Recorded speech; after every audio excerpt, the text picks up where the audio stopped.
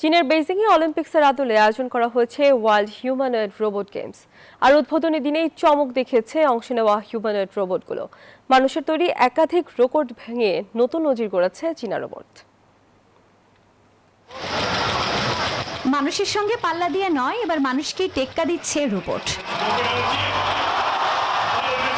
চীনের রাজধানী বেইজিংয়ে শুরু হয়েছে world humanoid robot games. অলিম্পিক্সের ধাঁচে আয়োজিত এই প্রতিযোগিতায় অংশ নিয়েছে বিশ্বের বিভিন্ন প্রান্তের 2000-এর বেশি রোবট। শুধু দৌড় নয়, ফুটবল, বিভিন্ন ক্রীড়া ইভেন্টের পাশাপাশি রোবটদের দক্ষতা প্রদর্শনেরও আয়োজন রয়েছে এই প্রতিযোগিতায়। উদ্বোধনী দিনেই নজর কেড়েছে চীনা হিউম্যানয়েড রোবট। 100 মিটার স্প্রিন্টে মানুষের গতিকে টেক্কা দেওয়ার পাশাপাশি একাধিক রেকর্ড ভাঙার দাবি করেছে আয়োজকরা।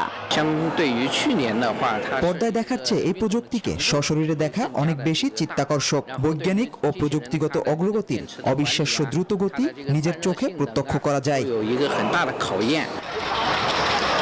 পদ্মা সেতু, মেট্রো রেল এবং এলিভেটেড এক্সপ্রেসওয়ে নির্মাণের গর্বিত অংশীদার বসুন্ধরা সিমেন্ট।